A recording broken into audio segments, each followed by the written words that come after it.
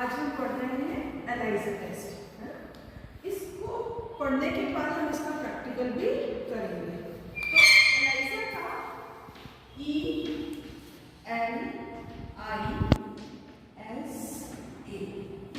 ELISA test, ठीक है। E for angel,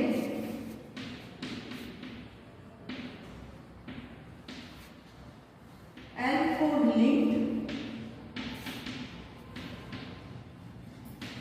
I for immuno, S for sorbent, A for acid। हर शब्द का बहुत महत्व है इसके। तो एलाइजा टेस्ट क्यों किया जाता है? एलाइजा टेस्ट हमारे बॉडी के अंदर कोई एंटीजन है उसको डिटेक्ट करने के लिए किया जाता है। अगर पेशेंट बीमार है तो उसमें हम उसका एंटीजन डिटेक्ट करेंगे, और बीमार होकर के वो ठीक हो गया है, रिकवरी हो गई है, तो हम उसमें एंटीबॉडी का टेस्ट करेंगे। अभी कोरोना वायरस को डिटेक्ट करने के लिए भी हमने एलाइजा टेस्ट ही किया था। उससे हमको पता चल रहा था कि हमारा पेशेंट को अभी कोरोना का इन्फेक्शन है, और जब वो रिकवर हो गया तो उसके अंदर एंटीबॉडीज बन गई। एंटीजन और एंटीबॉडी की रिलेशनशिप जो होती है वो पर्टिकुलर एंटीजन पर्टिकुलर एंटीबॉडी से ही ज्वाइंट होता है। अगर कोई डिफरेंट एंटीजन है और कोई डिफरेंट एंटीबॉडी है तो उसके बीच में कनेक्शन नहीं होगा। जस्ट लाइक लॉक एंड की थ्योरी, पर्टिकुलर एंटीजन ही पर्टिकुलर एंटीबॉडी से जुड़ेगा, ठीक है। तो इस रिलेशनशिप को देखने के लिए हम एलाइजा टेस्ट करेंगे। अब एक पर्सन के इसकी बॉडी में कोई bacteria, virus, protozoa, hormone, peptide कुछ भी हो सकता है। कुछ भी चीज इसके अंदर एंटर हो गई, तो जब ये एंटर हुआ माइक्रो ऑर्गेनिज्म, तो पूरा माइक्रो ऑर्गेनिज्म हमारे लिए हार्मफुल नहीं है। इसका ब्रेकडाउन होगा और ये जो पार्ट्स है ये हमारे लिए कैसे बिहेव करेंगे, एंटीजेनिक प्रॉपर्टी रखेंगे, ठीक है। पूरा बैक्टीरिया हमारे लिए, पूरा फॉरेन पार्टिकल हमारे लिए हार्मफुल नहीं है। उसका जो छोटा सा पोर्शन है वो हमारे लिए नुकसानदायक है, बीमार कर रहा है, उसकी एंटीजेनिक प्रॉपर्टी है। ये छोटा पार्टिकल हमारे लिए क्या कहलाएगा, एंटीजन, है ना। अब यही एंटीजन को अगर हम एक एक्सपेरिमेंटल एनिमल के अंदर इसको हम इंजेक्ट कर देते हैं, माइस हो सकता है, रैबिट हो सकता है, कुछ भी हो सकता है। इस एंटीजन को हम अगर किसी अपने एनिमल के अंदर डालते हैं, डेफिनेटली इसके अंदर इस एंटीजन के अगेंस्ट एंटीबॉडी बन जाएगी। एंटीबॉडी का स्ट्रक्चर में पहले आपको बता चुकी हूँ, टाइप्स ऑफ एंटीबॉडीज भी हमारे हो चुके, ये एंटीबॉडीज बन जाएंगी, है ना। अब हम एलाइजा टेस्ट करते हैं। कैसे करेंगे?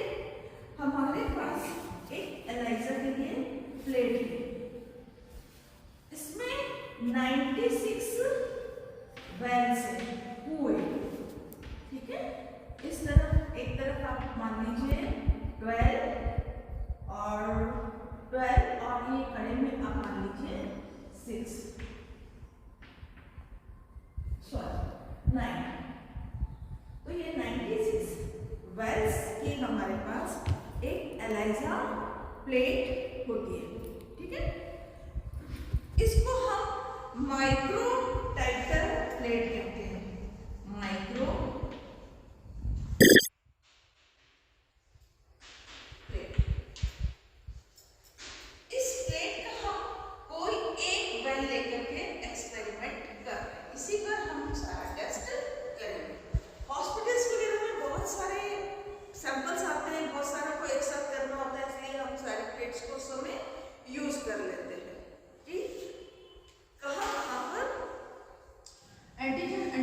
का जुड़ाव हुआ है, जुड़े हैं।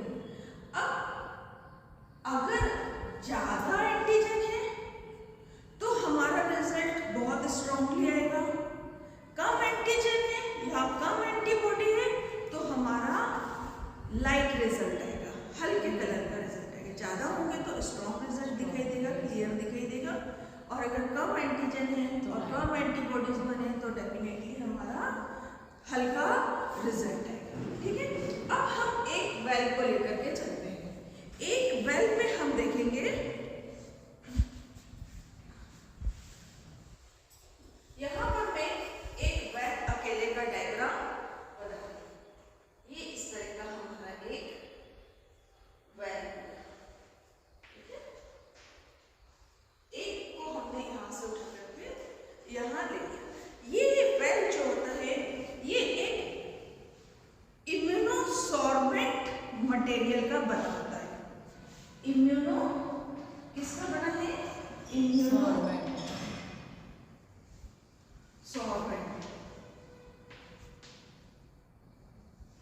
इम्यूनोसॉर्बेंट, सॉर्बेंट का मतलब क्या होता है? कोई चीज को एब्जॉर्ब करने वाला।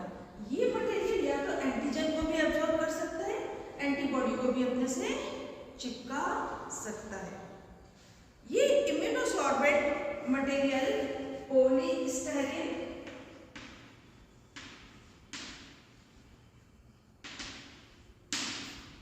पॉलीस्टाइरीन का, पॉलीकार्बोनेट का,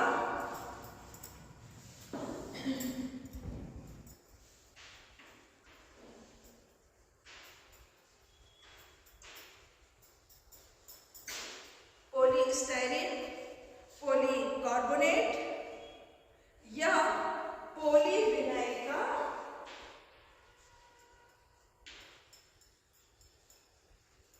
बना हो सकता है।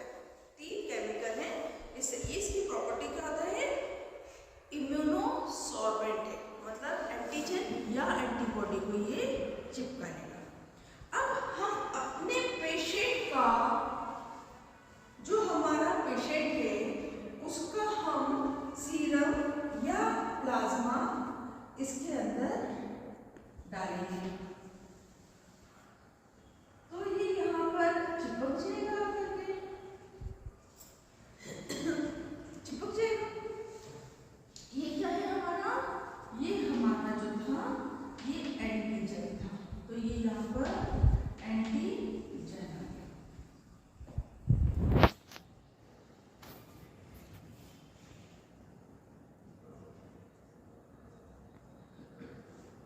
अब इसको हम वॉश कर देंगे।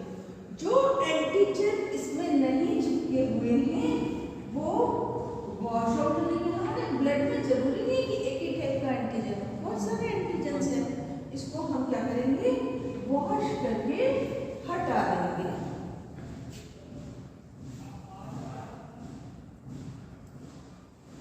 इसके बाद हम इसमें एक ब्लॉकिंग एजेंट डाल देंगे। ये क्या डाल दिया हमने? Blocking agent.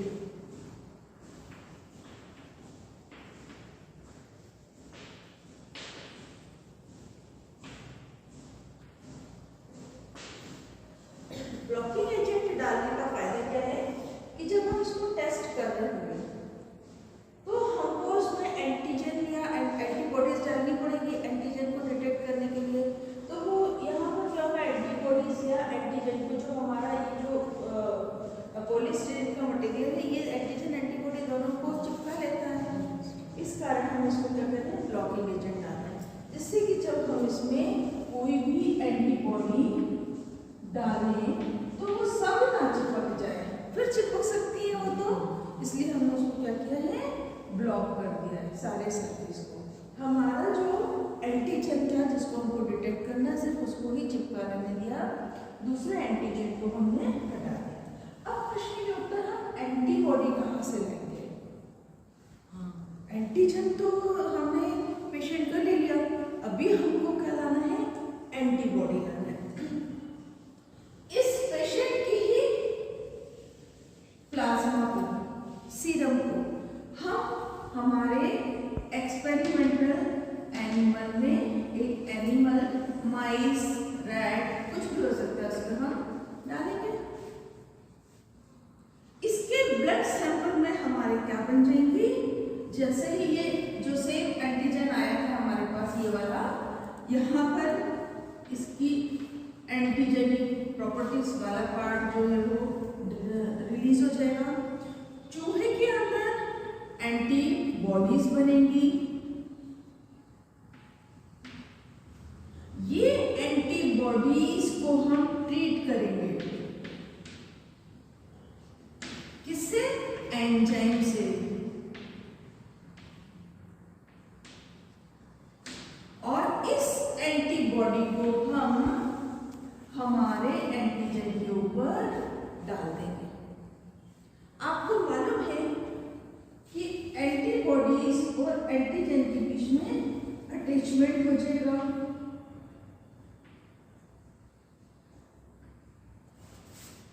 ये इस तरह ये जुड़ जाएगी और ये ट्रीटेड एंटीबॉडी है। किससे ट्रीट किया हमने? एंजाइम से, है ना। यहाँ पर इस एंटीबॉडी के ऊपर लगा हुआ है एंजाइम। ये एंजाइम लगा हुआ है, ठीक है। अब इसके बाद हम फिर से इसको वॉश कर देंगे। वॉश कर देने से हम कोई एक ही एंटीबॉडी नहीं डाल रहे थे, हम जब डाल रहे थे तो बहुत सारी एंटीबॉडीज आई होगी। तो जो एंटीबॉडी इससे जुड़ने वाली होगी वही एंटीबॉडी इससे अटैच होगी, बाकी सब जो है वो बिखरी हुई पड़ी रहेंगी। सभी के साथ, जैसे इसके साथ एक एंजाइम लगा हुआ है, ऐसे ही बाकी सभी के साथ भी एंजाइम लगा हुआ। इसको फिर से हमको एक बार वॉश करना होगा, जिससे कि अनवांटेड एंटीबॉडी जिसमें एंजाइम लगा हुआ है वो हट जाए, निकल जाए, ठीक है। अब हमारे पास सिर्फ हमारे जो माइक्रोपिपेट है उसके अंदर हमको सिर्फ यही चीज दिखाई देगी, पर इस चीज को हम नेकेड आई से नहीं देख सकते। नेकेड आई से हमको अटैचमेंट तो हो गया, एंटीजन एंटीबॉडीज रिलेशन तो हो गया, पर हमको दिखाई नहीं देगा। इसलिए हमको एक इसमें सबस्ट्रेट ऐड करना होगा। हम इसमें जब कोई सबस्ट्रेट डालेंगे तो आपको मालूम है सबस्ट्रेट क्या होगा, प्रोडक्ट में बदलेगा। और ये प्रोडक्ट कैसा होगा? कलर्ड प्रोडक्ट होगा, कलर्ड प्रोडक्ट। तो इसलिए अपन ने क्या बोला? Enzyme linked. यहाँ पर एंजाइम जुड़ा हुआ था एंटीबॉडी से। एंजाइम लिंक्ड इम्यूनोसॉर्बेंट, क्योंकि यहाँ पर जो हमारी इम्यूनोलॉजिकल सेल थी वो यहाँ पर क्या हो रही थी? चिपक रही थी, ठीक है। तो इस कारण इसका नाम है एंजाइम लिंक्ड इम्यूनोसॉर्बेंट। ऐसे मीन्स एक जो प्रोसेस टेक्निक्स, तो ये एंजाइम लिंक्ड इम्यूनोसॉर्बेंट ऐसे। फिर से मैं आपको बताती हूँ कि ये मेथड जो ये डायरेक्ट मेथड है, ये एलाइजा का डायरेक्ट मेथड है, डायरेक्ट मेथड है ना। दूसरा मेथड आता है इनडायरेक्ट मेथड।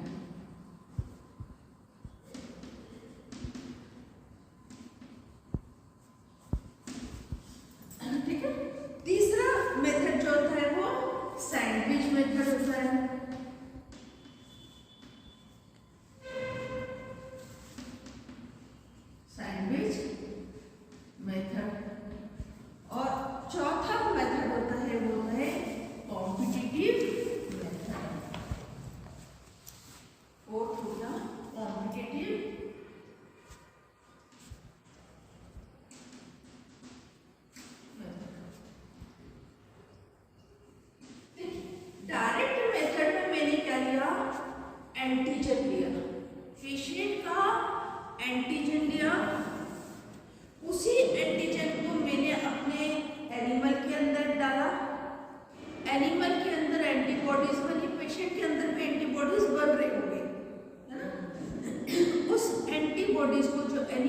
अंदर बनी, उसकी एंटीबॉडी से मैंने एंजाइम लगा दिया।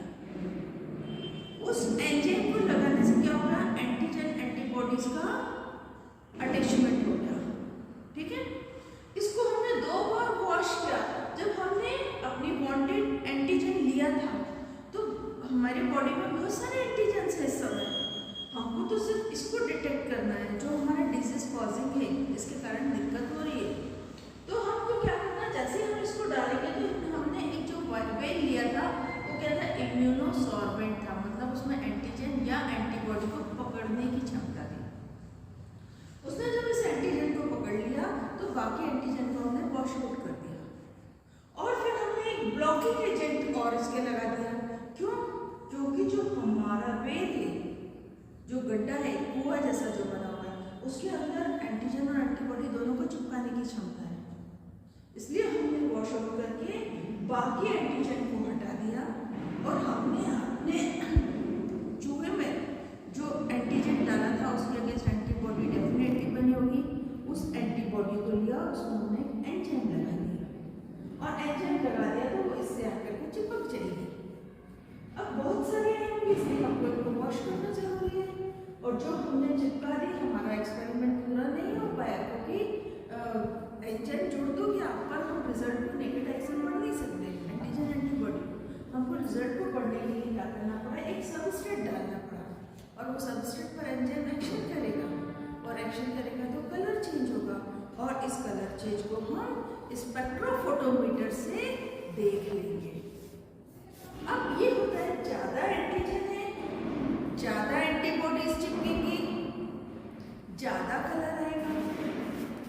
ठीक है, अब अपन दूसरा एक्सपेरिमेंट पढ़ते हैं जिसको अपन ने बोला इनडायरेक्ट मेथड। ठीक है, इनडायरेक्ट मेथड में हमने क्या करा कि अभी मैं इसको रब कर देती हूँ।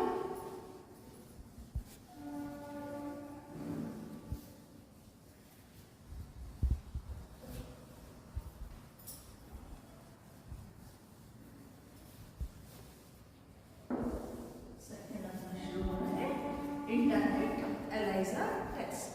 ठीक है, इसमें हमने एक पेशेंट की क्या ली, एंटीजन ली, पेशेंट की एंटीजन ली और ये हमने इसको वेल में डाल दी। वेल किसका बना हुआ है, इम्यूनो सॉर्बेंट का बना है, पॉलीएस्टेरेट का बना है या पॉलीविनाइल का या पॉलीकार्बोनेट का। ये किसका बना हुआ है, पॉलीस्टेरेट,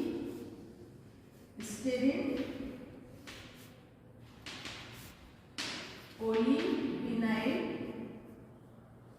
या पॉलीकार्बोनेट। डेफिनेटली इस पर आकर के ये हमारी एंटीजन चिपक गई। ठीक है, अब यही इसको मैंने इंजेक्ट किया एक एक्सपेरिमेंटल एनिमल में, जिसके अंदर मुझे एंटीबॉडीज प्रोड्यूस कर दी। ये एक एनिमल था, रैट 1 है ये या माइस 1 मान लो। इसके अंदर क्या होगा, एंटीबॉडी बनेगी, जैसे एंटीजन आएगा एंटीबॉडी बनेगी और ये एंटीबॉडी मेरे हिसाब से बनेगी। ये कैसे एंटीबॉडी होगी, ये होगी पॉलीक्लोनल एंटीबॉडी। ठीक है, ये कैसी एंटीबॉडी मैं बना रही हूँ, पॉलीक्लोनल एंटीबॉडी। ये देखिए, ये मेरी एंटीबॉडी, ये एंटीबॉडी बन गई और इसमें अलग अलग तरह के क्या लगे थे, एपिटोप लगे थे। एक राउंड है, एक स्क्वायर शेप का बना दिया, एक मैंने ट्रायंगल शेप। ये क्या हुआ, फर्स्ट एंटीबॉडी, ये हुई हमारी प्राइमरी एंटीबॉडी। ठीक है, ये प्राइमरी एंटीबॉडी को मैंने यहां पर डाल दिया।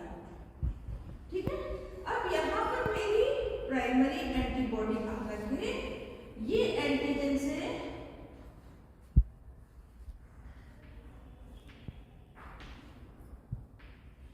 चिपक जाएगी, एंटीबॉडी एंटीजन से चिपक जाएगी, पर इसके 3 अलग अलग एपिटोप मैंने ले लिए हैं, 3 अलग अलग आइडेंटिफाई करने वाले एरिया ले लिए। ठीक है, ये क्या है? एपिटोप। अब इस एंटीबॉडी को, जो फर्स्ट चूहे की एंटीबॉडी है वो दूसरे चूहे के लिए तो क्या हो जाएगी? रेड। ये सेकंड रेड है, सेकंड है। इसके अंदर जब मैं इसको डालूंगी तो ये तो इसके लिए एंटीजन हो जाएगा, हो जाएगा। तो इसके अंदर जब बॉडी बनेगी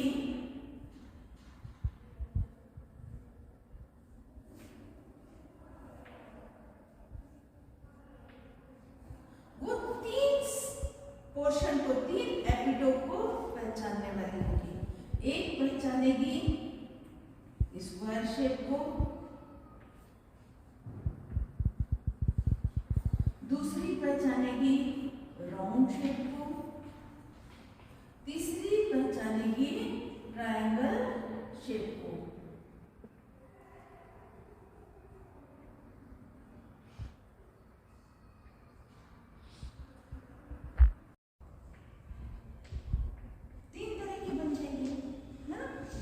ये जो एंटीजन डाला मैंने, फर्स्ट स्टेप में एंटीबॉडी बनी, प्राइमरी एंटीबॉडी बनी, प्राइमरी एंटीबॉडी दूसरे रैक में डाली, वो उसके लिए एंटीजन हो गया, और यहाँ मेरे पास बन गई सेकेंडरी एंटीबॉडी बन गई। अब ये सेकेंडरी एंटीबॉडी पर मैं एंजाइम लगा दूंगी अपना।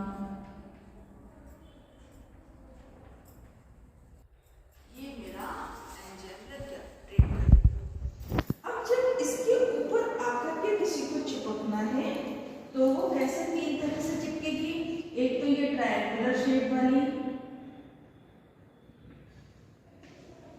एक राउंड शेप की चिपकेगी, और एक स्क्वायर शेप की चिपकेगी। 3 तरह की चिपकेगी, और 3 तरह के इसमें क्या लगे हुए हैं? मेरे एंजाइम्स लगे हुए हैं।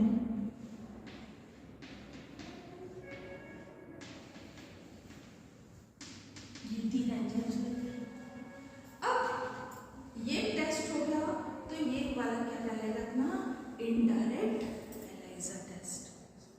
डायरेक्ट और इनडायरेक्ट में यही फर्क है कि हम सेकेंडरी एंटीबॉडीज भी बनाते हैं, प्राइमरी के बाद हम सेकेंडरी एंटीबॉडीज भी बनाते हैं। ठीक है, और इसमें हम क्या करते हैं कि पॉलीक्लोनल एंटीबॉडी यूज करते हैं।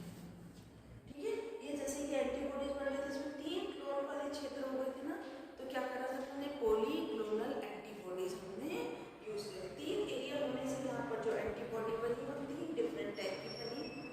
तीनों का काम था इस एंटीबॉडी से जुड़ना। ठीक है, और इस सेकंड रेट के लिए ये एंटीजन का काम कर रहे थे। कोई भी चीज परमानेंटली ना एंटीजन होती है ना एंटीबॉडी होती है, दूसरे का हमारे पास आया है वो एंटीजन का। ठीक है, और हमने जो बनाया वो हमारी एंटीबॉडी हुई। तो इस एक्सपेरिमेंट के फायदे ये रहेंगे कि इसको भी हम बार बार इसी तरह वॉश करेंगे, जो अटैच नहीं हो रहा होगा उसको हम वॉश कर देंगे।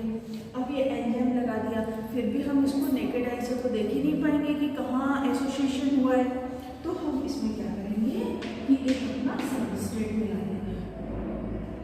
पूरा वॉश करने के बाद जो भी यहाँ पर अनवांटेड एंटीबॉडीज पड़ी होंगी उन सबको हम वॉश आउट कर देंगे।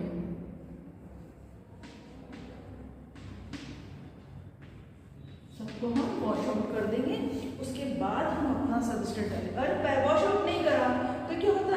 ये सबस्ट्रेट इससे चिपक जाता और कलर दे देता है, इसलिए हम उसको वॉश आउट करेंगे। हम सिर्फ यही देखेंगे कि हमारे वेल में जो फिक्स होने वाली एंटीजन से एंटीबॉडीज फिक्स होने वाली है वही चिपकी रहे, अनवांटेड सबस्ट्रेट से लगी हुई एंटीबॉडीज उसमें ना मिले। तो इसमें क्या हो गया? डायरेक्ट एलाइजा से थोड़ा सा डिफरेंस हो गया। डायरेक्ट एलाइजा और इनडायरेक्ट में ये है कि हमने 2 चूहे लिए, तो एक के अंदर डाला, फिर उसकी जो एंटीबॉडीज बनी उसको दूसरे में डाला, ठीक है, और वो पॉलीक्लोनल एंटीबॉडीज बनाई हमने। ये देखो, एक इस तरह की बनी, एक इस तरह की बनी और एक इस तरह की, ठीक है, जिसका वेरिएबल रीजन जो था, एक का गोल था, एक का रेक्टेंगल था और एक का ट्रायंगल शेप था। तो हमको 3 मिले। अब इससे रिजल्ट बहुत अच्छा आएगा, क्लियर दिखाई देगा, क्योंकि 3 सबस्ट्रेट जुड़े हुए हैं, 3 एंजाइम जुड़े हैं, तो 3 सबस्ट्रेट है, तो डार्क कलर, स्पष्ट कलर हमको दिखाई देगा। तो जो कलर चेंज होना है, इसको भी हम स्पेक्ट्रोफोटोमीटर से ही देखेंगे कि हमारा कलर चेंज हुआ है कि नहीं। तो ये 2 तरह के मेथड हमने बताया आज, डायरेक्ट एलाइजा और इनडायरेक्ट एलाइजा।